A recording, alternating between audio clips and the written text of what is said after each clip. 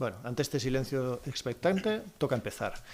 Buenas tardes y muchas gracias a todos por acompañarnos en la presentación de este libro de Historia y Memoria del Terrorismo en el País Vasco, que es el tercer volumen de una trilogía. Con este se cierra, que ha coordinado nuestro colega y amigo historiador José Antonio Pérez, de la Universidad del País Vasco, y que les ha ocupado pues prácticamente 4 años de trabajo a un equipo dirigido por él, pero muy grande, de historiadores, dentro del que ha sido el proyecto más ambicioso para llevar la cuestión, o para analizar, investigar la cuestión de nuestro terrorismo, pues desde que se empezó desde la universidad a hacer estas cosas, que estamos hablando de los años 70, o sea, con ETA todavía muy en activo, ¿no? Primero de forma más tímida y paulatina por parte de algunos pioneros, ¿no? Historiadores y sociólogos, politólogos, representantes de diferentes ciencias sociales, y después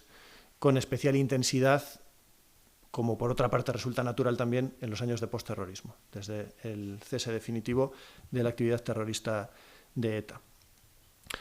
Agradezco a mis compañeros también de mesa que estén aquí con nosotros hoy, a Chema, a José Antonio, por supuesto. Y este proyecto surge de un convenio que firmó el Memorial, que fue lo primero que hizo el Memorial de las Víctimas del Terrorismo, de hecho, ¿no? O sea, quiero decir, es un ejemplo de la importancia que dábamos a este tema. Surge de un convenio, como digo, entre el Memorial, la Universidad del País Vasco y el Instituto de Historia Social Valentín de Foronda, que es una entidad aquí en Vitoria muy de sobra conocida, que lleva más de 25 años trabajando en diferentes temas de historia contemporánea y que es, por tanto, un referente en esta materia, ¿no? Y José Antonio, aparte, bueno, yo lo conocí en 2006, o sea, ya hace 17 años aproximadamente, ¿no?, que es cuando yo me incorporé al propio Valentín de Foronda, con el cual todavía sigo colaborando, ¿no?, aparte de trabajar aquí en el Memorial de las Víctimas como responsable de educación y de exposiciones. Pero, claro, José Antonio es una persona muy activa, es una persona que, tanto en un plano historiográfico, académico, serio, como en un plano más informal, en las redes sociales, en Facebook, en Twitter, pues es de estos académicos, intelectuales, que, no te pases, que baja, digamos, a pie de terreno, que se remanga la camisa, digamos, y que curra. Entonces, que no está en la Torre de Marfil, por decirlo claramente, ¿no? A veces desde la universidad pues sobran ejemplos de este tipo de profesores que se dedican a dar sus clases, que está muy bien, pero que luego no participan en el debate público, y yo creo que es un deber cívico y un deber ciudadano que también se haga. Y bueno, pues José, con otras personas del Foronda, como el propio Chema y mucha otra gente, pues es un ejemplo en ese sentido, ¿no? Él ha trabajado temas de movimiento obrero, su tesis doctoral, que se publicó ya en el 2001, Los años del acero, pues trató sobre ese fenómeno, el mundo del trabajo en el área del Gran Bilbao, y así le ha dedicado otros trabajos, otros libros a ese tema, pero también ha trabajado mucho la historia oral, las fuentes orales, las entrevistas, también desde una perspectiva de género, y también una de las líneas a las que le ha dedicado más esfuerzo en los últimos años es la del análisis de la violencia política y particularmente del terrorismo. Ante este sintagma tan de moda ya desde hace años de memoria histórica, nosotros tenemos claro que no hay que subordinar el primero de los elementos al segundo. Es decir, tiene que haber una combinación entre memoria e historia, y además muchas veces poniendo en un primer plano lo segundo, la historia. La historia es una disciplina que nos permite integrar relatos y fuentes diversas, entre ellas también la memoria, que por supuesto, tratándose de temas recientes, de historia reciente, y con los supervivientes, protagonistas entre nosotros, pues sería un desperdicio imperdonable no acercarse a ellos, no preguntarles, no entrevistarles, etcétera, ¿no? Pero es una de las fuentes a cotejar con todas las demás disponibles, que ese es el trabajo que hacemos los historiadores, ¿no? Y este libro es un buen ejemplo de cómo se ha entrevistado a numerosas víctimas del terrorismo, pero también se ha consultado pues fuentes de archivo, actas municipales, hemeroteca, por supuesto, etcétera, etcétera, ¿no? Y este tercer y último volumen se ocupa de lo que podemos llamar el canto del cisne del terrorismo, de nuestro terrorismo, ¿no? Que es la época que conocemos como la socialización del sufrimiento. Entre 1995 y 2011, dos fechas que vienen marcadas no por casualidad. Primera, por el asesinato de Gregorio Ordóñez, que es el pistoletazo de salida de esa campaña de socialización del sufrimiento, denominada así por ellos mismos, por ETA y su entorno, por la izquierda abertzale, hasta el 2011, que como sabéis es la fecha del cese definitivo de la actividad terrorista, ¿no? Precedido en 2010 por el último asesinato, el del policía francés Jean-Serge Nagant. ¿Qué caracteriza esa última etapa? Aunque voy a dar unas pinceladas, después José entrará lógicamente más en contenidos. Pues hay una cita de Stefan Zweig que yo creo que resume bien, ¿no? Las claves o las intenciones de esta última fase de nuestro terrorismo. Dice Stefan Zweig: siempre se cumple la misma regla según la cual quien en una ocasión recurre a la fuerza ha de seguir empleándola, y a quien se ha iniciado en el terror no le queda más remedio que intensificarlo. Y la socialización del sufrimiento tiene tres características fundamentales. Una, la intensificación de la kale borroka, es decir, son los años en los que se pone en marcha una estrategia complementaria de violencia, entre comillas, de baja intensidad, en la cual cientos de chavales pues, se dedicaban, como sabéis, a atacar los fines de semana, pues desde sedes de partidos que no pensaban como ellos, hasta violencia de persecución contra sus disidentes ideológicos, etcétera, etcétera, ¿no? La kale borroka ante la pérdida de capacidad operativa de ETA para intentar compensarla en ese sentido. Dos, en cuanto a estrategia, cambian y deciden intentar un frente abertzale con el PNV, y se les ocurre que para ello lo mejor sería el palo y la zanahoria al propio PNV, es decir, pues quemarle, pintarles bachoquis, atacar bachoquis, etcétera, pero al mismo tiempo pues cantos de sirena para intentar atraérselos y buscar un frente conjunto en pro de la autodeterminación, digamos. Y tercero, y más conocido, lógicamente, la parte más visible y cruda, que fueron los asesinatos de constitucionalistas, de políticos, de intelectuales, de periodistas, hasta un grado que no se había visto en fechas anteriores. En la época de la transición, esto es sabido, ETA ya había asesinado los comandos autónomos, las diferentes ramas de ETA, a políticos de Alianza Popular, de UCD, de otras fuerzas. Pero si en la época de la transición este perfil de víctimas suponía poco más del 1%, la gran mayoría de ellas eran policías, guardias civiles, militares. Sin embargo, en los años de la socialización del sufrimiento, estamos hablando de casi un 30% de las víctimas mortales ya, ¿no? Está claro cuál es el salto estratégico. Algunas citas de representantes de la izquierda abertzale a cuenta de la socialización del sufrimiento. Sintagma, que por cierto, en fechas más recientes se han dedicado a decir algunos que en realidad nunca existió, ¿no? O sea, que ellos no pusieron en marcha algo parecido a la socialización del sufrimiento, que esto sería una frase creada por el enemigo para desacreditar a la izquierda abertzale. Decía en marzo del 95, apenas 2 meses después del asesinato de Gregorio Ordóñez, José María Olarra, miembro de la Mesa Nacional de HB: hasta ahora solo hemos sufrido nosotros, pero están viendo que el sufrimiento comienza a repartirse. En julio del 95, pocos meses después, él mismo decía: nos va a tocar sufrir, pero ese sufrimiento lo vamos a compartir con ellos. Y añadía que cuando sufran lo que nosotros estamos sufriendo, quizás se replanteen muchas cosas. Bueno. Tasio Erquicia, portavoz habitual de HB y parlamentario vasco, en enero del 96, un año después de Gregorio Ordóñez. La violencia en la calle es expresión de la que existe en la sociedad. Algunas de sus expresiones son, en cuanto a su intensidad se refieren, relativamente nuevas. Somos un pueblo sometido y sojuzgado violentamente desde hace mucho tiempo, y ello genera una violencia de respuesta y de defensa para existir como tal.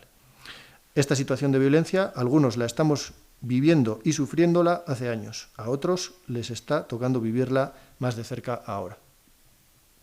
O sea, esto no es una cosa que haga ETA por su cuenta, sino que está perfectamente coordinado con su brazo civil, ¿no? El secretario general de LAB, Rafa Díez Usabiaga, en agosto del 96. Ningún ciudadano de este país debe vivir tranquilo al margen de una situación de conflicto. Última cita, Joseba Álvarez, también de la Mesa Nacional de HB, en septiembre del 96. Lo que estaba pasando en los últimos años era que presos y otros tantos problemas eran exclusivamente de la izquierda abertzale. ¿Cuál es la solución? Socializar las consecuencias de la lucha. Y eso es lo que se dedicaron a hacer con mayor o menor fortuna con menor fortuna según iba pasando el tiempo, porque al principio todavía tenían más fuerza, pero en los años 2000, gracias a la labor policial, una respuesta social cada vez más grande, etcétera, pues van perdiendo paulatinamente capacidad para matar. Tuvieron esa voluntad de hacerlo hasta el último momento, al final no les quedó más remedio que dejarlo. El terrorismo no fue un relato, no es solamente lo que nosotros somos capaces de contar en nuestros libros, y no solo es historia, sigue abierto. Hoy está en el candelero, acabamos de conocer pues, que 44 condenados por haber pertenecido, colaborado con ETA, están en las listas de Bildu. Hace poco hemos conocido lo de las páginas web de Aranzadi en Galdácano y en otros municipios. Es decir, es una cuestión que sigue siendo noticia prácticamente a diario, ¿no? En este sentido, libros como este se pueden interpretar también como libros políticos, que no partidistas, me apresuro a matizar, ni oportunistas, porque, como digo, esto lleva una preparación de años, ¿no? Pero qué duda cabe que también tiene una capacidad de respuesta, de dar argumentos en un plano racional y ciudadano para participar en el debate público, que es algo que nos compete también a nosotros como profesionales, ¿no? Y después, sin poner adjetivos, que cada uno saque sus conclusiones sobre quién estaba en cada lugar. Lo que no vamos a hacer es olvidar ni suavizar la historia, y para ello lo que necesitamos es mucha historia y mucha memoria. Muchas gracias y nada, te paso la palabra a Chema. Sí. Adelante. Ya. Pues muchas gracias. Los que hayáis venido tempranito habréis visto que aquí ponía antes Antonio Rivera, director del Instituto Foronda. A mí me avisaron que viniera vestido de corto y con chándal porque igual tenía que saltar a última hora al campo y así ha sido porque Antonio sigue en un autobús atascado por ahí en la Álava profunda y bueno, yo creo que igual sí llega a tiempo, pero no a tiempo de sentarse aquí. Con lo cual, pues tengo yo el gusto de representar al Instituto Valentín de Foronda, como sabéis, un instituto de la Universidad del País Vasco y patrocinado por el Ayuntamiento de Vitoria-Gasteiz y por la Diputación Foral de Álava, y que con este producto cumple una de sus funciones fundamentales y que así recoge en sus estatutos, que es la colaboración con diferentes tipos de instituciones en todo aquello que se le solicite al instituto y que esté dentro de su ámbito de investigación, obviamente, para poder apoyar a esas instituciones. Y bueno, pues quizá una de las, no, la más fructífera de esas colaboraciones hasta ahora se ha producido precisamente con el Centro Memorial de Víctimas del Terrorismo, como decía bien Raúl, desde su fundación, siendo entonces director del instituto José María Ortiz Ruño, que nos acompaña aquí, y el cometido del instituto en esa colaboración con el Centro Memorial pues era un reto muy importante y complicado de afrontar.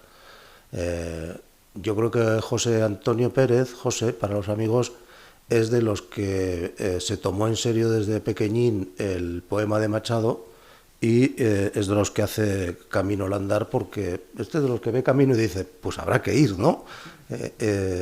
Y como buen bilbaíno, además, pues piensa que siempre vamos a llegar hasta el horizonte, ¿no? Como poco. Y más allá, ¿no? Y efectivamente han llegado más allá, porque el reto, como digo, era un reto muy importante. Por explicarlo muy brevemente, pensemos en lo siguiente. Todos los seres humanos, todas las personas, consumimos historia cotidianamente. Desde que ponemos un pie en la calle estamos consumiendo historia constantemente, viendo monumentos, nombres de las calles, plazas, banderas, incluso a veces, como hoy que empieza una campaña electoral, ¿no? Vemos elementos que nos remiten necesariamente a la historia. Es decir, yo diría que ya sé que siempre nos definen como homo algo, ¿no? Siempre somos homo economicus, homo ludus, homo tal, ¿no? Bueno, yo creo que efectivamente en gran medida somos homo como género, es decir, hombre y mujer, historicus, porque sin historia ni siquiera adquiere sentido nuestra propia existencia. De hecho, una de las peores y más terribles enfermedades que se puede padecer es perder la facultad de recordar la propia historia, ¿no? Por eso los seres humanos somos consumidores naturales de historia. Nos hicimos humanos contándonos historias, vaya, ¿no? Nuestros primeros antepasados que empezaron a a evolucionar hacia nosotros, lo hicieron en gran medida porque fueron capaces de contarse historias unos a otros, ¿no? El problema que se presenta es el siguiente. Cuando en nuestras sociedades consumimos historia, la consumimos de muy diferentes maneras, ¿no? Digamos que la historia que más consumimos es la historia que está resumida en una anécdota. Por ejemplo, una serie de Netflix, ¿no? O una película que trate de algún tema histórico. Hoy, afortunadamente, por ejemplo, ETA es un tema, es un asunto histórico, ¿no? Pertenece a la historia. ETA como organización terrorista, ¿no? No sé, la delgada línea roja. ¿Qué nos cuenta? Una anécdota en el fondo, ¿no? Un hecho terrible, pero a la serie le interesa la anécdota y se consume muy bien. Se consume estupendamente. Digamos, es como un sándwich de foie gras, se lo come cualquier niño, ¿no?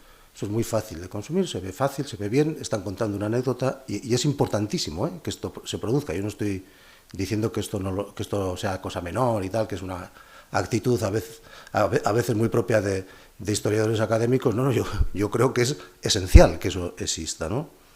Luego existe otra forma de consumir historia que consiste en que alguien interprete las anécdotas e imagine algo a partir de esas anécdotas y nos lo transmita, algo que podría haber ocurrido o en algunos momentos que sería bastante complicado o bastante difícil de imaginar que eso pueda ocurrir, ¿no? Una novela, ¿no? La que tenéis todos en mente, Patria, ¿no?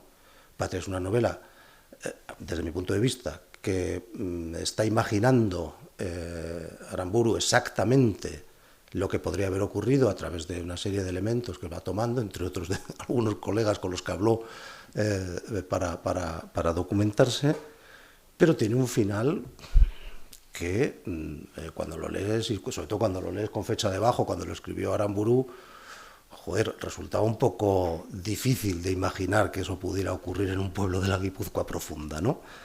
Pero esa es su función.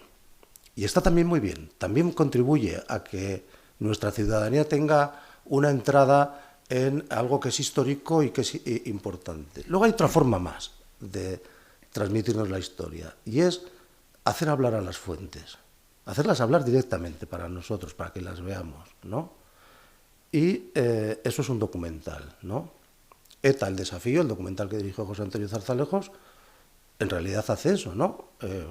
Mandos de la Guardia Civil, víctimas de ETA, políticos, etcétera, van hablando, dando su testimonio. Él, como director y como muy conocedor a fondo de este mundo, les hace las preguntas precisas, pero en realidad el documental te saca las fuentes y te las pone delante, ¿no? Y eso es enormemente atractivo también, no tanto quizá como la serie de Netflix o la novela, pero es muy atractivo para mucha gente y ha tenido ese y otros documentales, bastantes que se han hecho, los de Aurelio Arteta, tienen bastante éxito, ¿no? Y luego vienen los historiadores, luego viene José, ¿no? Somos la parte menos importante en cuanto a consumo. Somos lo que menos se consume, sois lo que menos se consume en cuanto a conocimiento histórico, de conocimiento de la historia. ¿Por qué somos lo que menos se consume? Por nuestro método. Porque el método historiográfico es muy exigente. El método historiográfico exige que todo lo que hemos dicho anteriormente, las fuentes, las anécdotas, que son los hechos, ¿no? Las posibles salidas o las posibles explicaciones de lo que ha ocurrido, ¿no? Las conjeturas, todo ello lo tenemos que armar en un relato de acuerdo con un método que nos exige contrastar las fuentes, que nos exige sobre todo contextualizar. Sin contexto no podemos trabajar en historiografía, y que nos exige también algo muy importante, y es que nunca nos podemos conformar con el primer plano que vemos. Nosotros tenemos que mirar siempre al fondo de la fotografía, tenemos que cerrar mucho el objetivo para que el fondo de la fotografía esté nítido, se pueda ver, y a partir de ahí tenemos que ir reconstruyendo planos de esa fotografía. ¿Cuál es el resultado de esto? Pues primero que normalmente nos tachan de plastas, con cierta razón, porque nos preguntan por una cosa y nos vamos hasta su antecedente más primitivo para poder explicar su proceso histórico, su evolución, y dos, porque sobre cualquier cosa empezamos cual escarabajo pelotero a armar una bola y nos sale esto multiplicado por 3, ¿no? Y esto es el producto historiográfico. Esto es el producto que hace la historiografía y este es el producto que han hecho José Antonio Pérez y el equipo que él ha montado para elaborar estos 3 tomos que realmente son la historia y memoria del terrorismo en el País Vasco y cuyo tercer volumen es el que sale ahora mismo y que cierra esta historia, y la cierra porque esta historia termina. No terminan sus consecuencias. Estaba refiriéndose antes Raúl a la ignominia de presentar a 44 condenados de ETA en las listas de Bildu, bueno, que es la enésima que hacen, ¿no? A mí tampoco es que me haya sorprendido muchísimo, me indigna, por supuesto que sí, pero no me sorprende en absoluto. Claro que tiene consecuencias, pero como historia, ETA terminó. Felizmente terminó, la derrotó el Estado, la derrotó el sistema democrático y ahí acabó ETA, ¿no? Permitidme simplemente que diga por qué 2 cuestiones, creo yo, que a pesar de que esto comparado con una serie de Netflix de 6 capítulos, con una novela de 600 páginas o con un documental de 4 capítulos, a pesar de ello, que diga por qué creo que esto se sostiene. Y ya veis que es difícil de sostenerlo, pero por qué creo que esto se sostiene como una obra, y es importante que también prestemos atención a este producto que han hecho con el rigor del método historiográfico José Antonio Pérez y su equipo. Por 2 motivos. El primer motivo es porque creo que es a través de este trabajo, sobre todo a través de este trabajo, cómo se puede realmente otorgar a las víctimas del terrorismo su lugar exacto y preciso, el lugar exacto y preciso que tienen que tener las víctimas del terrorismo en nuestra sociedad. Lejos de ser un lugar que las asimila a sujetos políticos, su lugar se deriva de su condición de sujetos históricos. ¿Por qué digo esto? Porque convertirlas en sujetos políticos, a las víctimas del terrorismo, es erróneo en su propia base. Sujetos políticos en las sociedades democráticas somos todos. Y lo somos desde anteayer, por cierto. Esto es recentísimo en la historia de la humanidad. Bueno, en la historia de la humanidad es tan reciente que en la mayor parte de la humanidad no ocurre. Pero en la historia de Occidente esto es muy reciente, que todos seamos sujetos políticos. Pero las víctimas son sujetos históricos, es decir, sufrieron el impacto del terrorismo en un contexto histórico determinado. No son víctimas en un tubo de ensayo, no son víctimas aisladas de un contexto. Se les aísla de un contexto cuando, por ejemplo, se dice algo como lo que estaba leyendo Raúl antes, ese tipo de planteamientos que dicen, bueno, todos sufrimos. Bueno, aquí ha habido un sufrimiento generalizado. Bueno, al fin y al cabo, sí, existen estas víctimas, pero desde la guerra civil ni te cuento las víctimas que hay aquí, de la guerra civil, del franquismo y demás. Eso deshistoriza, eso descontextualiza históricamente no solamente a las víctimas del terrorismo, también a las de la guerra civil y de la dictadura franquista, y por lo tanto las neutraliza completamente, las anula, las aniquila, no existen, ¿no? Y es el peor ejercicio que se puede hacer con las víctimas del terrorismo.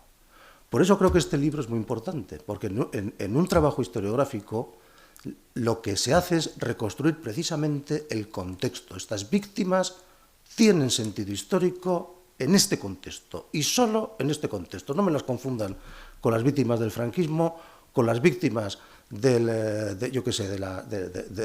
ciclismo o con otro tipo de víctimas. Estas víctimas tienen un contexto y solo en ese contexto se explican. De ahí no se puede escapar ni Bildu ni nadie, porque ese es el contexto histórico y ahí es donde estas víctimas, solo en ese contexto, adquieren sentido. Por lo tanto, son víctimas históricas.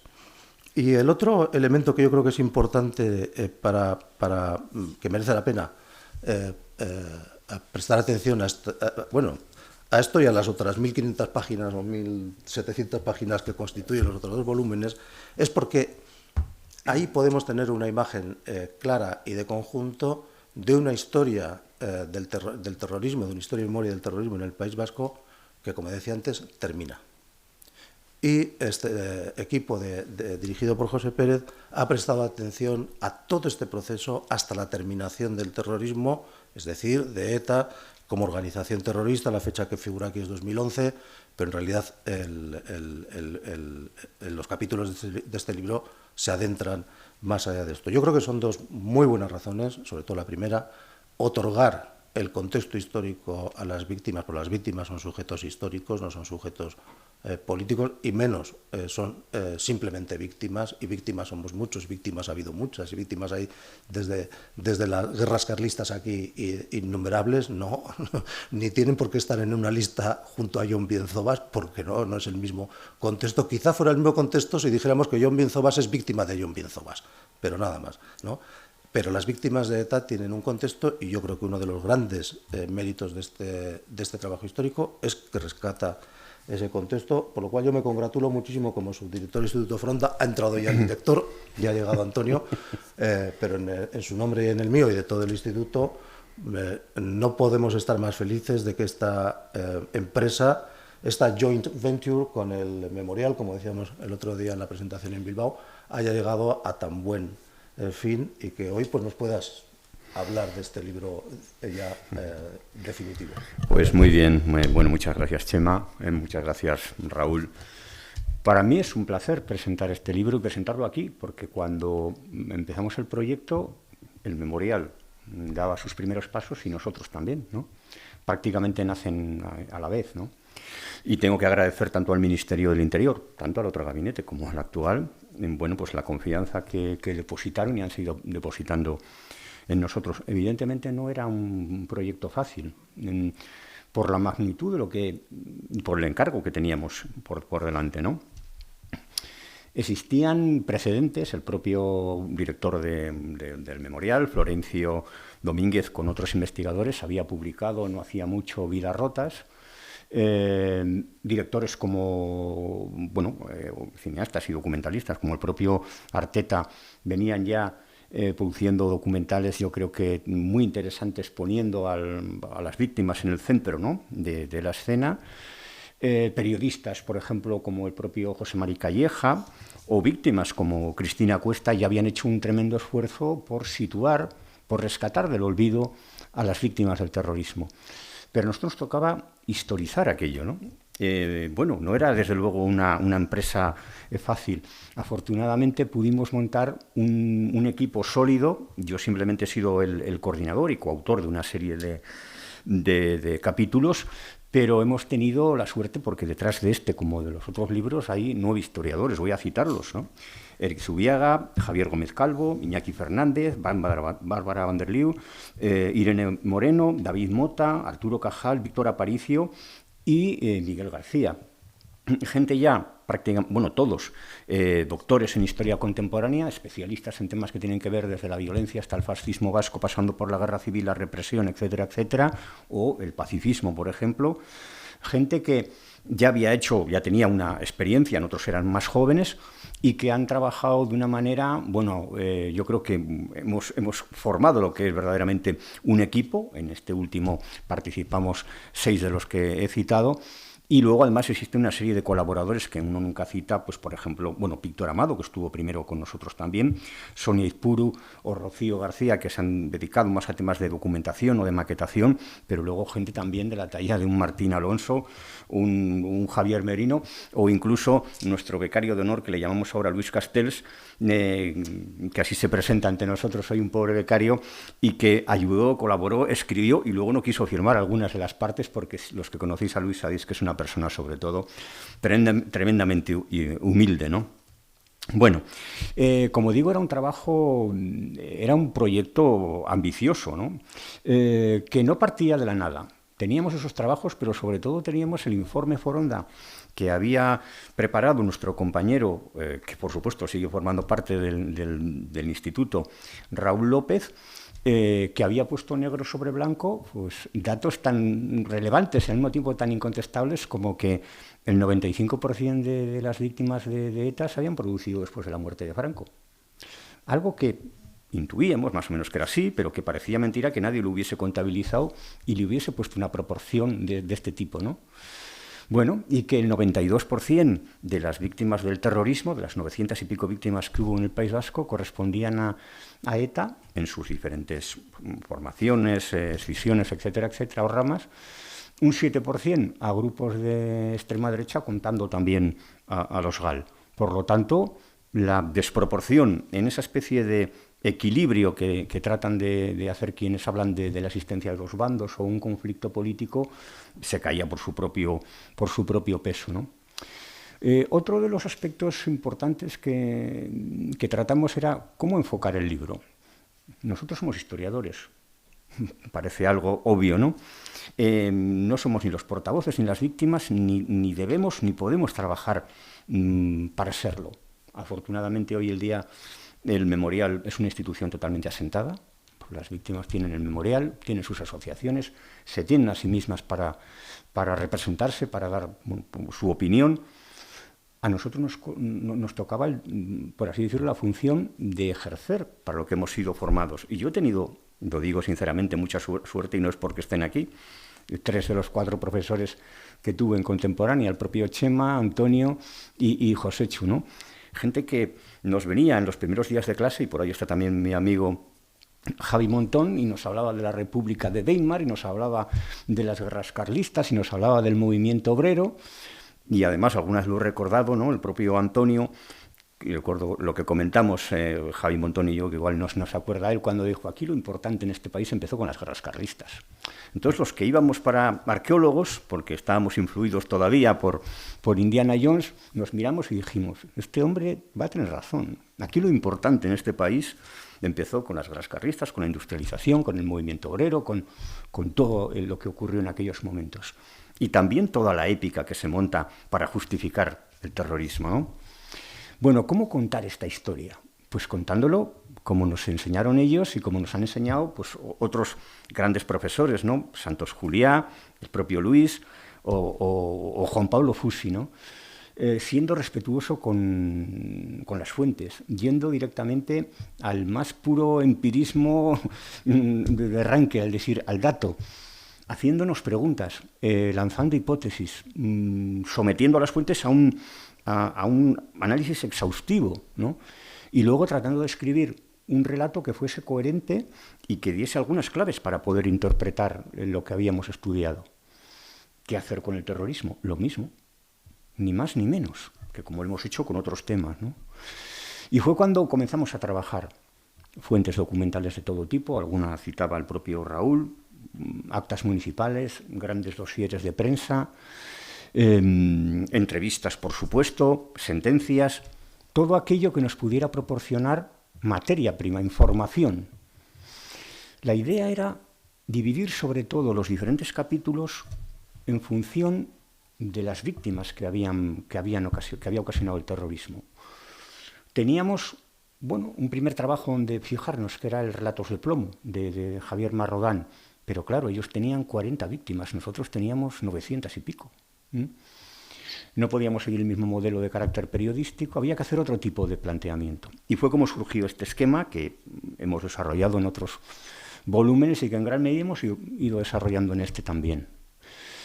En los 3 periodos, que fue la misma cronología que nos propuso en el informe Foronda el propio Raúl, dedicamos el primero a un periodo de 1968 a 1981. Es decir, el tránsito entre el último franquismo y la transición hacia la democracia. El segundo, que presentamos hace un año y un poco más, arrancaba de 1982 e iba hasta 1994, el asentamiento de la democracia. En estos 2 primeros volúmenes tratamos sobre el terrorismo de ETA fundamentalmente, pero también sobre otro tipo de organizaciones terroristas, como en la primera fase los grupos de ultraderecha y parapoliciales, Batallón Vasco Español, AAA, GAE, GANE, etcétera, etcétera, toda aquella sopa de letras, bueno, detrás de las cuales se enmascaraba esa oscura trama. Y en el segundo tomo, los GAL, ese fenómeno terrible que entre 1983 y 1987 causa 27 víctimas, ¿no? Pero en este periodo teníamos que concluir y arrancamos con 1995 y terminamos con 2011. ¿Por qué 1995? Lo ha explicado yo creo que brevemente Raúl, por la socialización del sufrimiento. Es verdad que ese sintagma, Raúl mismo lo ha dicho en alguna ocasión, no aparece expresamente entre la documentación de ETA, pero no es menos cierto que todo lo que van haciendo a partir de ese momento, incluidas las propias declaraciones de Olarra, etcétera, etcétera, hablan de eso, de socializar el sufrimiento. Fijaos, seguramente que lo habéis leído en más ocasiones, pero ya en 1993, la propia ETA, en un boletín interno, dice lo siguiente, en el Barne Boletina número 67, del año de julio del 93. De manera clara, la nueva estrategia que se iba a iniciar, como refleja el párrafo siguiente, pues el día que un tío del PSOE, del PP o del PNV va a un funeral de un chacurra o 100 y se le llena la boca de palabras de condena y lágrimas de cocodrilo, no ve el peligro, su situación personal y asume ese tipo de quinchas, pues están hechos una piña en contra de nuestros derechos como pueblo. Pero el día que vayan al funeral de un compañero de partido, cuando vuelva a casa quizás piense que es hora de encontrar soluciones o quizás le toque estar en el lugar que estaba el otro, o sea, en una caja de pino y con los pies por delante. Hoy en día sentimos verdaderamente escalofríos, ¿no? Cuando volvemos a leer una sentencia tan terrible, con esa banalidad del mal, recobrando las palabras de Hannah Arendt, pero con esa enorme frialdad de quien está poniendo en marcha una estrategia política, claramente, de acoso, de persecución y de exterminio del enemigo político. Bueno, el libro precisamente arranca con una introducción, todos tienen una introducción, donde yo personalmente voy marcando los hitos más importantes de que han ocurrido a lo largo del periodo. En este caso, prácticamente, ya digo, desde lo que ocurre a mediados de los años 90 hasta el final de ETA. Fíjense, recuerden todas las cosas que ocurren a lo largo de ese periodo. El asesinato de Ordóñez, el asesinato de Mújica, todos los asesinatos que ocurren durante ese periodo, luego el secuestro de Aldaya, el secuestro de Ortega Lara, el secuestro y asesinato de Miguel Ángel Blanco, toda la reacción. Aquí tenemos una imagen es de Barcelona, no es de Ermua. La reacción social que se produce a partir de ese momento, esa verdadera rebelión popular, el pacto de Estella, la irrupción, la tregua, aquella tregua que probablemente quien a mejor la caracterizó fue el ministro del Interior, ¿no? Cuando habló de una tregua trampa, y muchos desconfiamos precisamente de aquel término, pero bueno, luego se vio que tenía razón.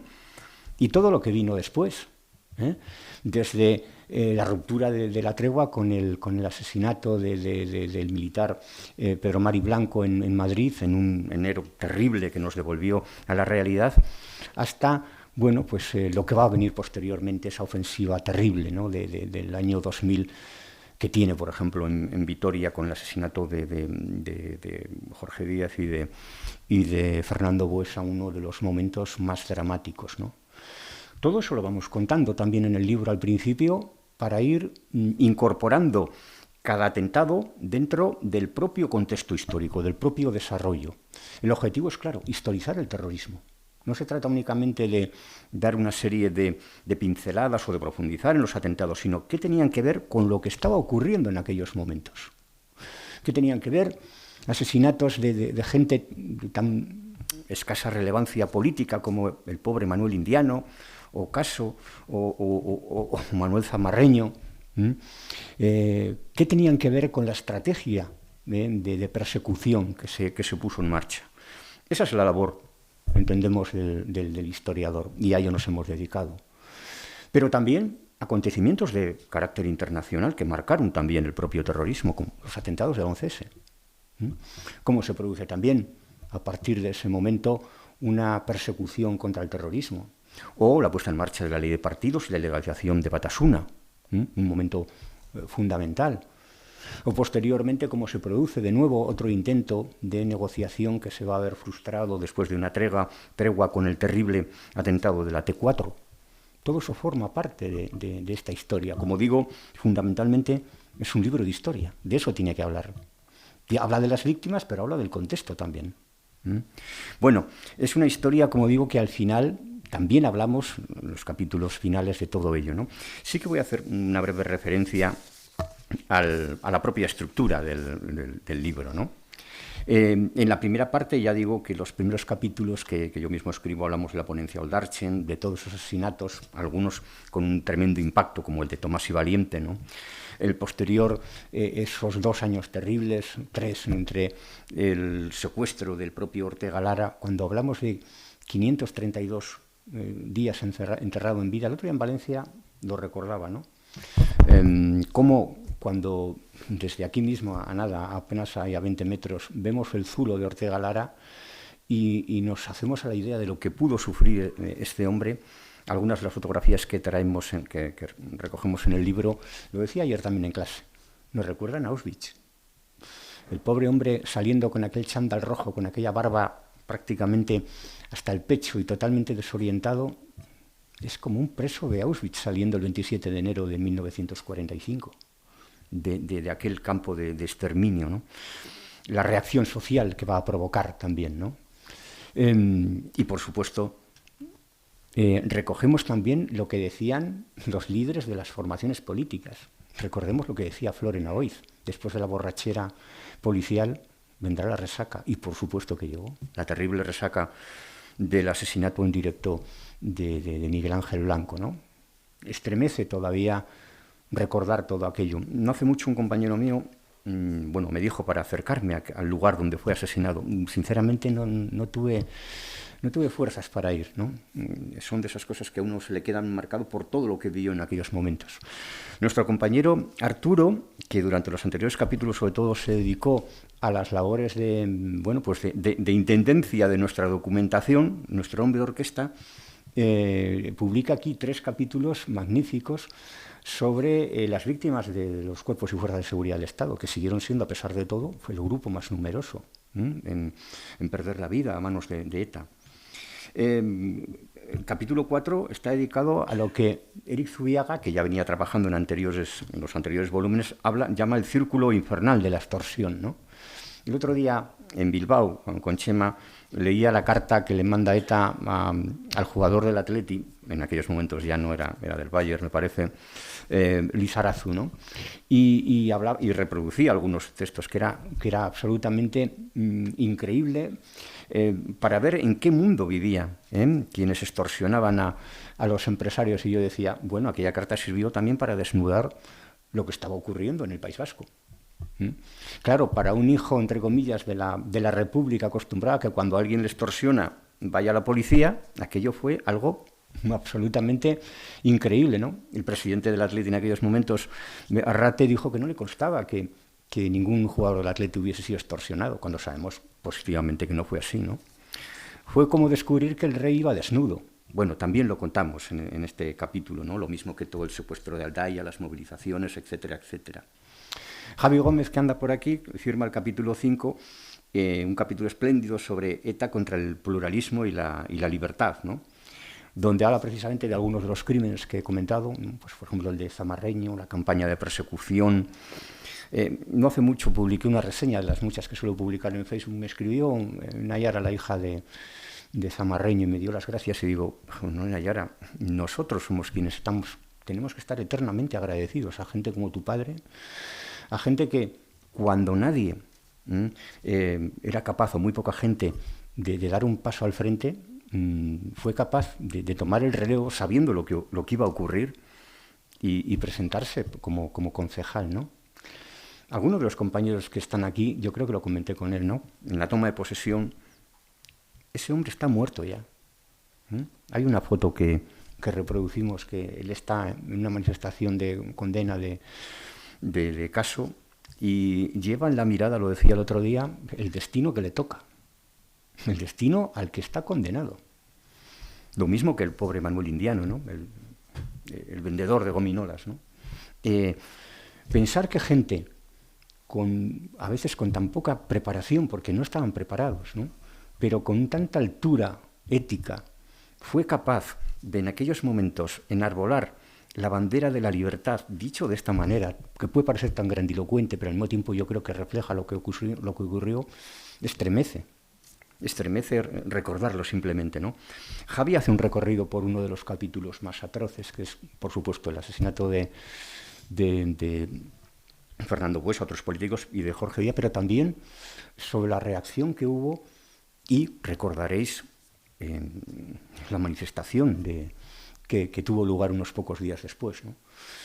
Aquella manifestación que fue probablemente, por lo menos en mi opinión, el momento más difícil de la sociedad vasca, donde vimos que podíamos llegar a un enfrentamiento civil, no solo entre quienes estábamos en contra y estaban a favor, sino incluso entre quienes, estando en contra, unos eran capaces de dedicar la manifestación a gritar Lehendakari Aurrera, mientras el resto de la manifestación estaba con las víctimas, ¿no? Fue probablemente el momento más difícil, ¿no? Pero también la irrupción posteriormente, bueno, en aquellos momentos, de plataformas, primero como el Foro Ermua o Hasta Ya. Javi lo retrata de una manera, yo creo que muy fiel a cómo ocurrió todo aquello, ¿no? Pero también, en el capítulo 7, por ejemplo, nuestra compañera Irene habla de la Kale Borroka, y de los estragos que causó. Claro, los datos son absolutamente increíbles, ¿no? La cantidad de destrozos que hubo y cómo se fue incrementando en aquellos años. Fíjense, de 1994, que hubo 287 ataques de Kale Borroka, al año siguiente se multiplicaron por 4, 924, y en el 96 llegaron a 1113. Es decir, la Kale Borroka fue el instrumento, el complemento perfecto para la socialización del sufrimiento. Y así lo cuenta Irene de una manera tremendamente rigurosa, basándose en su propia tesis doctoral, ¿no? Finalmente, nuestro compañero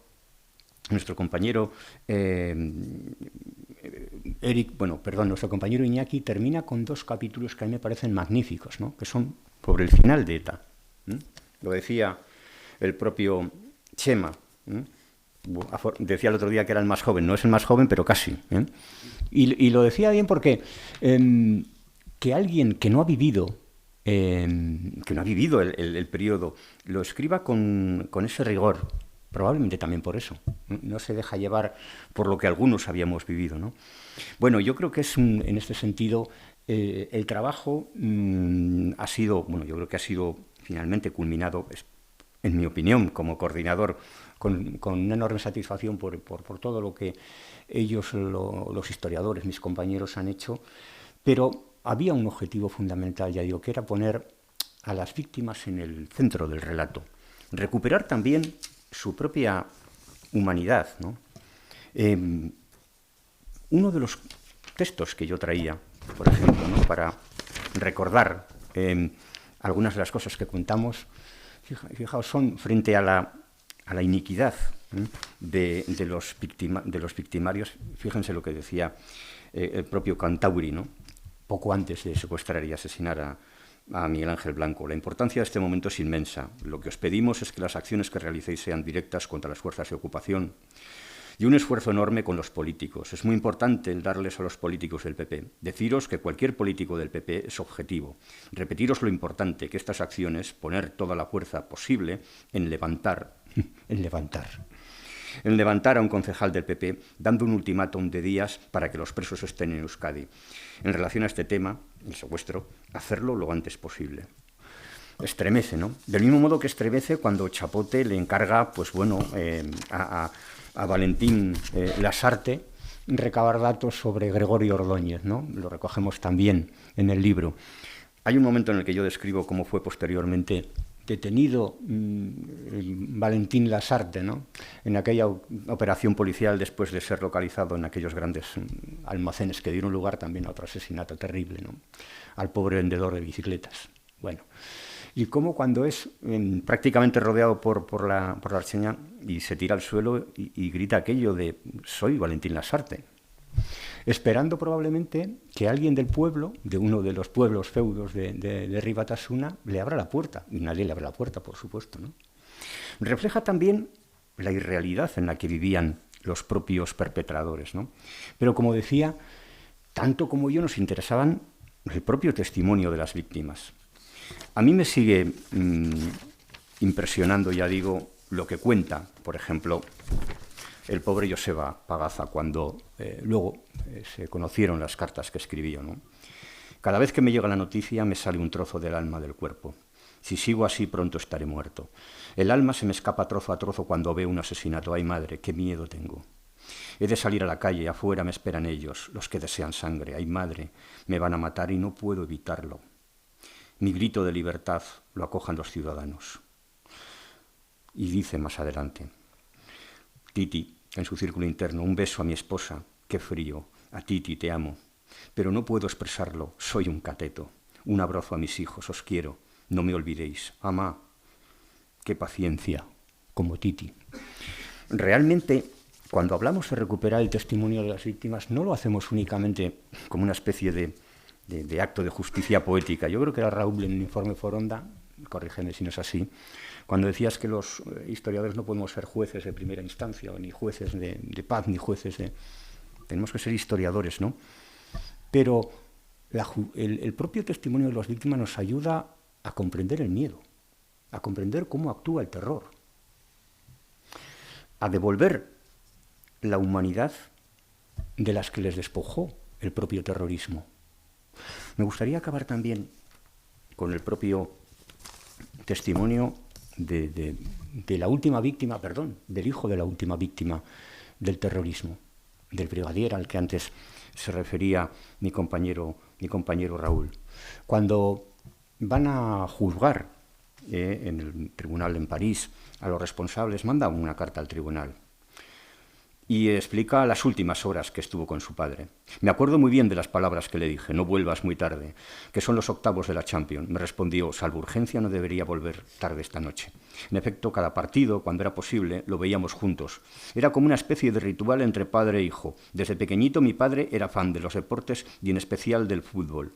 Una pasión que me transmitió, una pasión y un ritual acabados. Estas pequeñas cosas que vamos también salpicando a lo largo del libro, en qué ocurrió con las víctimas o cómo lo vivieron las víctimas posteriormente, son también parte de la historia. Y Froilán se le hundió el mundo cuando horas después recibió la trágica noticia. Sé que estas palabras no conmoverán a los acusados, pero quiero decírselo. Habéis hecho desaparecer a un hombre querido por todos. Sí, he dicho un hombre, pues ante todo un policía es un hombre. Muchas personas lo olvidan. Este hombre tenía una mujer magnífica, 3 hijas que le querían y un hijo que siempre necesitaba a su padre. Habéis destruido esa armonía que reinaba en nuestra familia. Papá era un hombre que conocía la definición, así como la emoción que procuran estas palabras. No mates, por ninguna razón, no mates. Hay muchos acontecimientos incomprensibles, pero este nos afectó a nosotros. ¿Y en nombre de qué? ¿De qué supuesta guerra? Unos centenares de inocentes muertos por las balas de ETA. ¿En nombre de qué? Si recuerdan la película que alguna vez he citado en clase, el otro día mismo, el último día también lo citaba, Vencedores o vencidos. Así se tituló en España, y no eran los juicios de Nuremberg. Y tiene un significado también importante. Cuando quien interpreta a Ernest Young, el ministro de Justicia, Mark Lancaster, sube al estrado y después rompe su silencio, ¿no?, como victimario, hace una breve y muy ilustrativa historia de lo que ha sido la Alemania de los años 20 y 30, ¿no? Y dice aquello de dónde estábamos, ¿no?, cuando llevaban a los judíos por las noches y estábamos mudos, estábamos sordos, estábamos ciegos, grita al final. Y dice, todo eso se hizo por amor a la patria. En fin, este libro, esta trilogía, habla de todo eso, pero habla sobre todo de lo que ocurrió con las víctimas. Muchísimas gracias, no me voy a extender, que son las 8 y me gustaría, si ustedes están interesados, poder responder alguna pregunta. Gracias.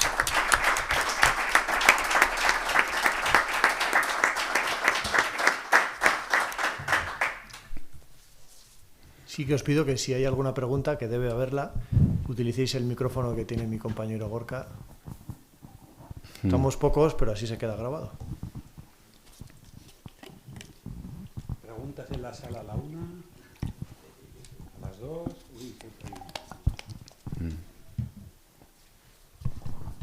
Sí, hola, buenas tardes. Ya he visto que habéis utilizado muchas fuentes, pero yo quería preguntaros si habéis tenido acceso a los documentos intervenidos por la policía francesa ETA y entregados a la justicia o al Ministerio de Interior. Desgraciadamente, lo comentaba el otro día, no ha sido así posible. Bueno, yo creo que Raúl es el único que lo ha visto todavía, ¿no?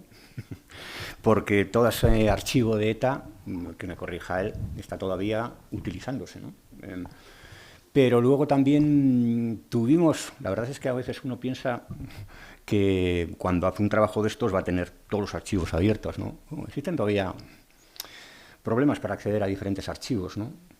Por ejemplo, hicimos aquí está Javi, que me acompañó, y Gaisca, que no está.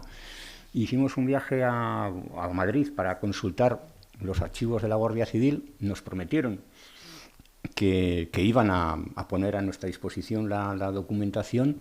Esto fue en mayo de 2017, puede ser, por ahí. Y que iban a traerlos a Inchaurrondo, que nos iban a dejar verlo. Nunca llegamos a verlo, por ejemplo. Y eso para nosotros, evidentemente, ha sido también un problema, ¿no? Hemos tenido que buscar siempre fuentes alternativas a todo ello, ¿no? Algunas fuentes, por ejemplo, ¿no?, de los primeros años de los gobiernos civiles sí hemos podido ver, el de Guipúzcoa, por ejemplo, y hay información buena, y el de Álava también, el de Vizcaya, perdón, sigue teniendo problemas, pero esperamos que, porque esto yo creo que tendría que ser el principio de nuevas investigaciones, ¿no? No es una historia, por supuesto, definitiva ni cerrada, afortunadamente, ¿no? No es una historia cerrada, pero sí que es la más amplia que existe hasta la fecha, evidentemente. Pero la historia nunca está cerrada del todo, ¿no? Siempre, a medida que pasa el tiempo y las nuevas generaciones se van haciendo otras preguntas. De eso comemos, menos mal. A mí en París me enseñaron el caramelo, pero no me dejaron probarlo, tengo que decir. Sí. Estuvimos consultando allí la documentación que todavía no había sido donada a España por parte de Francia, incautada allí a ETA, etcétera. Pero, bueno, documentación, armas, etcétera. Y poco después es cuando se aprobó el convenio y al final se hizo a través de una operación que se llamó Memoria Viva. Y, si no me equivoco, llegaron los camiones a Madrid, que es donde todavía sigue la documentación, en el archivo del Ministerio del Interior en 2018. Y se está analizando, porque al final, pues, ya sabéis que hay 1/3 aproximadamente de los casos de asesinatos de ETA que siguen sin resolver y que existe un derecho a la verdad, aunque esas causas en su gran mayoría estén ya prescritas, y con esa documentación sí que está ayudando a resolver algunos casos. Tampoco quiero generar unas expectativas muy amplias, porque en la mayoría de los casos ha pasado muchísimo tiempo y va a ser imposible, pero siempre que sea posible, lógicamente hay que intentarlo, y me consta que las fuerzas de seguridad siguen analizándolo.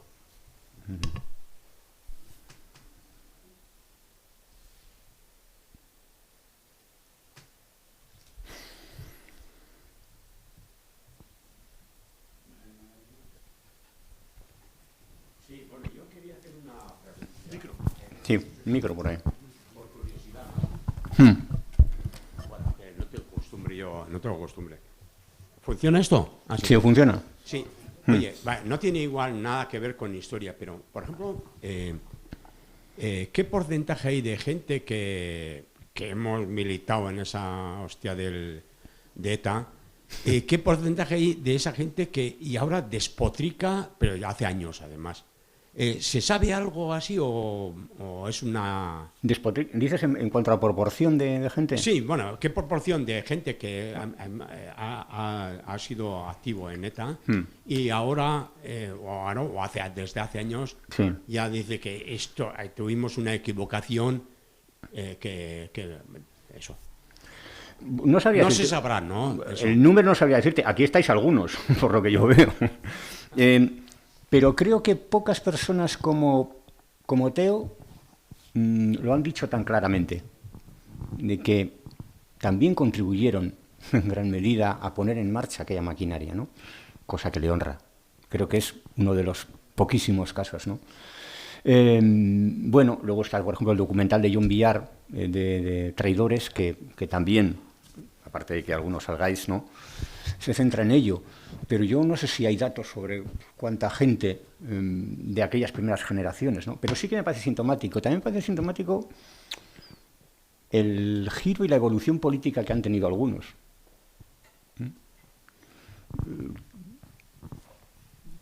Interesante, ahí lo dejo, ¿eh? Si Teo quiere hablar de ello, él sabrá, o tú mismo. No, realmente datos, porcentajes no hay, claro. No. Sí que hay una tesis doctoral en marcha de una investigadora de la Universidad del País Vasco que se llama Eider Nafarrate, que la dirigimos entre Fernando Molina y yo, y que es una tesis que trata sobre la gente que se ha ido saliendo de ETA en diferentes fases y momentos, desde la época del franquismo hasta los de Nanclares, por entendernos, ¿no? Y entonces, claro, esta mujer lo que pone negro sobre blanco y que todos intuíamos es que el arrepentimiento es muy, muy pequeño. Los que se han arrepentido en un sentido moral, digamos, son poquísimos. Los disociados, que es otra cosa, son bastantes más, ¿no? Ya desde los polimilis, etcétera, etcétera, en diferentes fases, o la Vía Azcárraga, o, en fin, o los de Artapalo, incluyendo a Álvarez de Santa Cristina, que es uno de los pocos que sí que hizo ese arrepentimiento, digamos, seguramente influido por su evolución cristiana, también, ¿no? En un sentido moral. Jesús Urquiza también tuvo esa fe religiosa y jamás arrepentido. No. Sí que hay a mí es una teoría, una argumentación que le escuché una vez a Marcello Otamendi, el periodista de Berría, después de que fuera detenido y torturado, y me pareció curioso, habló de ETA como un gran tren que circuló durante décadas y décadas con un montón de vagones, y cómo en 50 años de recorrido y con muchísimos vagones la gente se ha ido bajando en paradas diferentes. Y que, me pareció ilustrativo, y que cada uno que se iba bajando iba justificando que ETA existiese hasta el momento en el que bajaba de la estación. No me pareció una mala metáfora. Es decir, casi todo el mundo piensa que en el momento en el que se bajó, la historia estaba justificada hasta ese momento. Daba lo mismo en 1969 que en el 2008. Y tiene su punto. No sé qué opinan ustedes, pero tiene su punto. Arnaldo Otegi opina que sí. Que sí, ¿no? Que tiene sentido hasta que él dijo que no tenía sentido. Teo, te toca. Por alusiones.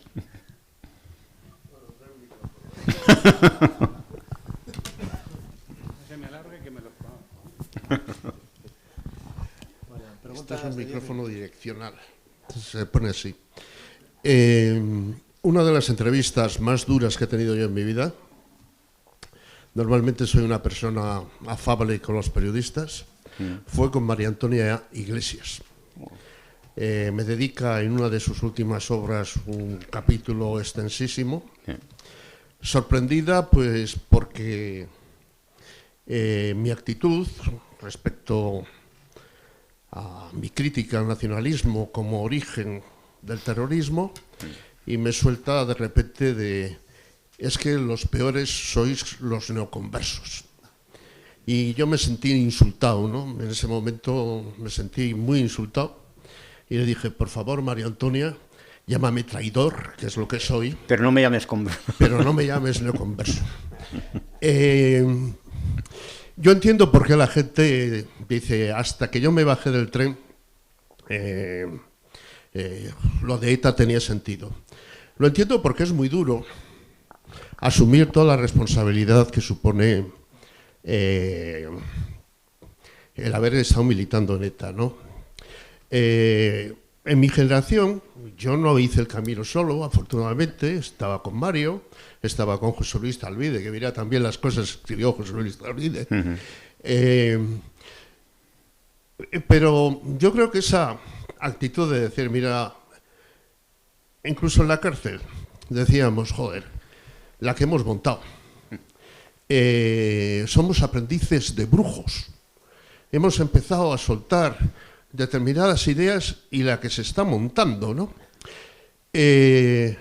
Y luego de repente empieza el movimiento de Cristina Cuesta, empieza Gesto por la Paz, y a muchos con los que había estado en el Perón, algunos tan enloquecidos como cabras, por ejemplo, el padre de Eric Zubiaga, me los encuentro en las manifestaciones de Gesto por la Paz en una extraña catarsis de intentar, como Mario escribiera en un momento, de hacer lo de Penélope, de intentar destejer lo que en un momento habíamos tejido. Pero también es que nuestra actitud tiene una razón, es decir, o hacemos eso o nos convertimos en algo peor y tormentoso que algunos momentos que expresa Mikel Azurmendi cuando se ponía a zurriagarse como se zurriagaba a su espalda, dolorido por la responsabilidad que tuvo su militancia en ETA, ¿no? O actuamos en una actitud responsable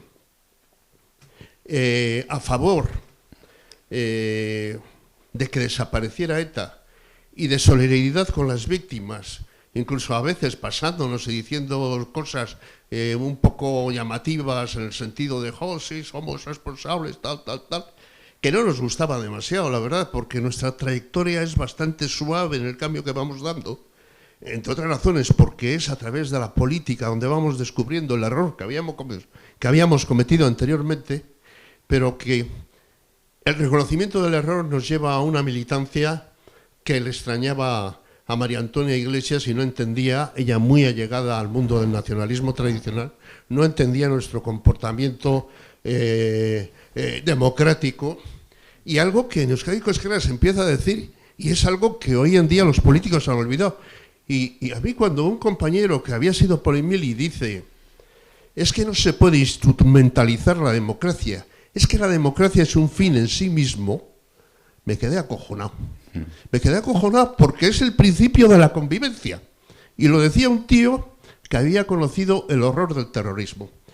Entonces, cuando echaron la película Michael Collins, que casi toda la película estaban unos de Herri Batasuna detrás aplaudiendo con las orejas, y el tío dice, se acabó, esto ya es insoportable, y en un gesto de responsabilidad intenta que vía solución política llevar a la convivencia al país, y sus compañeros lo asesinan, se produjo un silencio en la fila de detrás que fue la hostia. Pero eso es la historia, ¿no?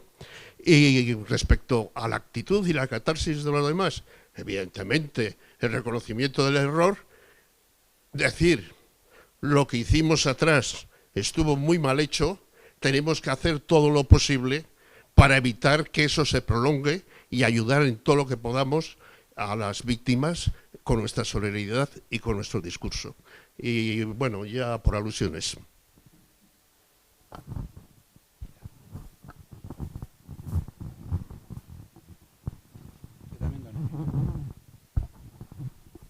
Sí, otra pregunta a Raúl y a Joseán.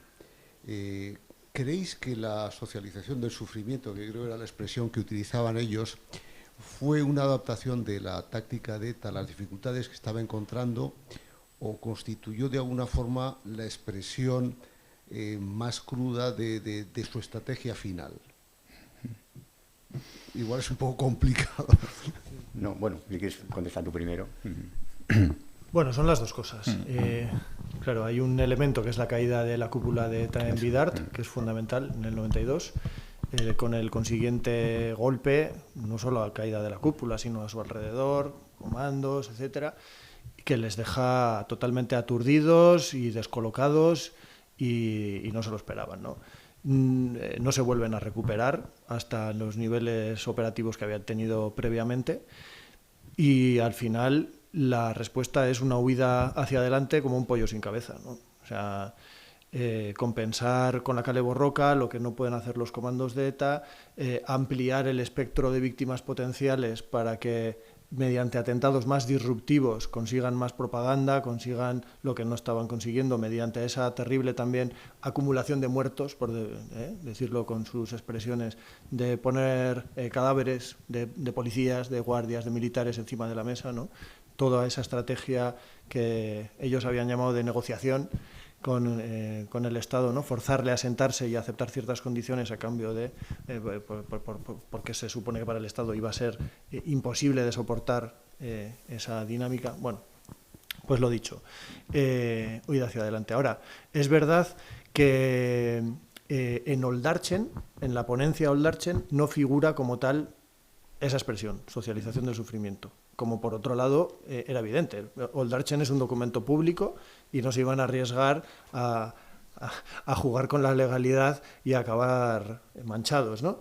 Pero bueno, ya hemos visto a través de esa otra serie de declaraciones, no solamente de ETA, que en documentos de ETA también se puede ver, habría otras citas que aportar de ETA en ese sentido, sino de representantes muy destacados de la propia izquierda abertzale, que lo que están es en una lógica de socialización del sufrimiento, y lo están desde esa fecha, desde el 95 hasta el final, hasta el 2010, con intervalos, con interrupciones en los periodos de tregua para reorganizarse, etcétera, lo que fuera, y sobre todo con una pérdida paulatina de su capacidad para matar. Vamos. Bueno, iba a decir básicamente lo mismo, ¿no? La ponencia Oldarchen, es verdad que no aparece el sintagma famoso, pero básicamente, y ahora que estamos pocos y podemos hablar en confianza, es aquí nos jodemos todos. Si sufrimos nosotros, que sufran los otros, ¿no? Lo decía, yo no sé si era Olarra o Tasio en una de esas manifestaciones. Básicamente es eso, pero más importante me parece el apoyo que tiene la ponencia entre la militancia de HB, porque que la tenga en ETA. Tenía los datos del otro día. Rufi Echeverría dice, en febrero del 95, justo un mes después de matar a Ordóñez, publican, hacen una rueda de prensa, el 71,23% de los 5.322 militantes que han participado en las 211 asambleas locales en Navarra, Guipúzcoa y Álava ha aprobado la ponencia Oldarchen presentada por la Mesa Nacional. El 16,63% votó a favor de un texto alternativo, serían laminados, sobre todo los de Rentería. Y un 12% se abstuvo. Y añade, el responsable de la organización rechazó que la abstención equivalga a un voto de castigo. Lo mejor, lo terrible, es que en esa ponencia Oldarchen, gente civiles, por así decirlo, no los de la pistola, sino del entramado, votan que hay que matar más. Hay que matar más. Y eso no es cosa que lo haga únicamente el pistolero, lo hace el vecino de José López de la Calle, el que luego escribe probablemente, o alguno de ellos, ¿no? La calle jódete. Lo hace gente con la que probablemente nos sigamos cruzando porque nunca han pisado una cárcel. Esa es la trama, ¿no? que sostiene, ¿no? Yo creo que pero efectivamente es una huida hacia adelante, pero una huida para que, si sufrimos todos, estos se sentarán a negociar, ¿no? Esa es un poco yo creo que la estrategia, ¿no? Yo te añadiría ahí Emilio, otra cuestión, que es muy de historiador, ver las cosas con fecha debajo. Claro. Con fecha debajo, esta estrategia de la socialización del sufrimiento creo que nos muestra cómo dos cosas importantes. Primero, cómo el enjambre, es decir, lo que está alrededor de ETA, que es Herri Batasuna, lo estás diciendo tú ahora, está marcando el paso y de manera muy firme, ¿no? Ellos son los que exigen que hay que matar más. Pero lo hacen, yo creo, desde una reflexión profundamente equivocada, porque lo que no han percibido, creo, para ese momento, para mediados de la década de los 90, es que efectivamente en España ha habido un proceso de transición. España no abandona la dictadura con una ruptura, sino con una transición, y esto implica que hay un periodo en el que estás como reciclando el Estado para adaptarlo al nuevo ordenamiento jurídico. Es decir, el Estado lo heredas tal y cual está, ¿no? Y lo tienes que ir adaptando al nuevo ordenamiento jurídico. Esa adaptación, crear un tribunal constitucional, crear una nueva planta judicial, reatribuir funciones a la Audiencia Nacional, crear una nueva policía, crear de hecho un nuevo ejército, todo eso toma un tiempo. Pero para después de las Olimpiadas, que es la presentación de España de, bueno, hemos acabado la transición realmente y esta es la nueva España, para el final para el principio de los años 90 eso está hecho. Claro. Que esté hecho significa algo también muy importante, y es que ha habido tiempo para que la sociedad perciba que está hecho, y que por lo tanto el Estado ya es otra cosa. El Estado ya es un Estado democrático y la sociedad tiene una muchísima mayor confianza en ese Estado que quizá durante los años 80, sobre todo la primera mitad de los años 80, no la tiene. Y eso también sirve para el País Vasco. De manera que cuando estos empiezan a socializar el sufrimiento, empiezan al año siguiente de esto a asesinar a gente como Tomás y Valiente, se encuentran con una reacción que en absoluto esperaban que pudiera producirse. los dueños de la calle eran ellos, y además habían convencido a la calle de que el Estado español era un Estado franquista, con cierto maquillaje, pero era un Estado franquista. Y sin embargo la percepción de la sociedad, porque no lo es, porque se ha producido definitivamente esa transición completa, es que es otra cosa, y que es un Estado democrático. Y esto implica, y te lo digo por vivencia personal, esto implica que sí estás dispuesto, en cierto modo, a levantar la voz, porque entiendes que ese Estado democrático merece la pena y funciona realmente como Estado democrático. Yo creo que este es el cálculo, el error de cálculo que cometen de manera garrafal. Cuando se encuentran con esto, es decir, lo que ellos hacían, agarrar la silueta de un terrorista, siluetearla, ¿no?, con esto, y colocarla 80.000 veces en los las ricotabernas y demás para enaltecerlo. Y se encuentran con que la sociedad les está dando esa respuesta, la respuesta a las manifestaciones, gestos expresivos totalmente inopinados para ello, como manos blancas, el lazo azul. Yo recuerdo que la manifestación que comentabas por el asesinato de Fernando Buesa, llevamos unos escobones en los que habíamos puesto un cartel que ponía «Viva la Constitución». El escobón era para barrer la mierda que había, y el mensaje era «barremos esta mierda». En unos poníamos «Viva la Constitución» y en otros «Viva Gora el Estatuto».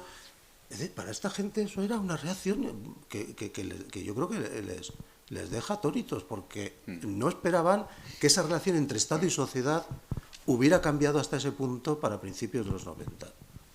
Acuérdate que en esa época se producen algunas extradiciones y traídas. Bueno, yo me acuerdo que en una de esas, a un tipo que lo traían en avión, le leen los derechos, el policía que lo trae, cuando suben al avión, le dice, bueno, le ven sus derechos. ¿Qué estás haciendo? Leyendo los derechos. ¿Pero eso se hace en España? Esa es la desconexión que habían tenido, ¿no? Y yo creo que este es el error de cálculo. La terminación definitiva de la transición, hay un Estado democrático y, por lo tanto, la sociedad está mucho más dispuesta a reaccionar frente a ataques de este tipo. Y es cuando ellos socializan el sufrimiento. Claro, cuando empiezan a atacar a jueces, a policías, a periodistas, ¿no?, profesores de universidad, etcétera, y vendedores de golosinas, a todo Dios, y entonces yo creo que es cuando se encuentran con esto de la foto de aquí, ¿no? Hemos dicho, empieza con Gregorio Ordóñez, pero ese mismo año intentan matar al rey, intentan matar a Aznar, y en ambos casos no lo hacen por poco. Vamos, entonces por eso hablábamos de atentados disruptivos, y luego, claro, hablábamos también de su pérdida de fuerza progresiva, pero claro, en ciertos ambientes la seguían manteniendo, y la socialización del sufrimiento les permite utilizar esos ámbitos locales como laboratorios de su protoestado, etcétera, ¿no? O sea, estoy hablando de Andoain, de Hernani, de sitios muy, muy concretos, ¿no? El exalcalde de Hernani, José Rekondo, hablaba de tormento a gran escala, ¿no?, desde el que le hicieron vivir a él y a muchos otros. Él, en su caso, además nacionalista, lógicamente en el caso de los constitucionalistas, peor, y así sucesivamente, ¿no? Entonces, bueno, yo creo que está bien que hablemos, que sigamos hablando de estas cosas, que sigan saliendo productos. Hablábamos de Patria, que es el más conocido y difundido, afortunadamente. Solo en Francia 170.000 ejemplares vendidos, que se dice pronto. En España, pues más de 1 millón. Y así sucesivamente. Y aunque sea un producto para minorías, esto es lo que sabemos hacer los historiadores, y está bien que sea así. También tiene su público, con las limitaciones inherentes del formato libro, etcétera. Pero esto también queda y a su vez sirve para alimentar otras cosas, ¿no? Pues unidades didácticas, esto aparece también en los medios de comunicación y, bueno, también tiene su efecto multiplicador, ¿no? Y bueno, y también en campaña electoral. Bueno, ¿por qué no? Que salga la serie de esto, verá cómo va cuando haya el documental. No, la serie no, para ir documental. Pero lo cual no disuade de que lo compráis, no esperéis a la película, por si acaso. Hay un documental llamado El Durra, que esperamos estrenar dentro de poco, con 4 historias, ¿no? Diferentes. La de Fermín Monasterio, contada por su hija, la de Silvetti, pobre Silvetti, el Fermín Monasterio, el taxista, la de Rubio Cortay, que es un concejal, teniente de alcalde, Carles Ruiz, que tuvo que salir de ese estado, huyendo, ¿no?, cuando al pobre crío que tenía 6 años le empiezan a llamar Chacurrita. Y luego la de nuestra amiga Ana Izpiri, ¿no? 4 historias diferentes, marcadas precisamente por la supervivencia frente al terror, al miedo y al silencio, ¿no? Y esperemos que dentro de poco ya esté estrenado, ¿no? Otro producto, pues, más asequible, por así decirlo, ¿no?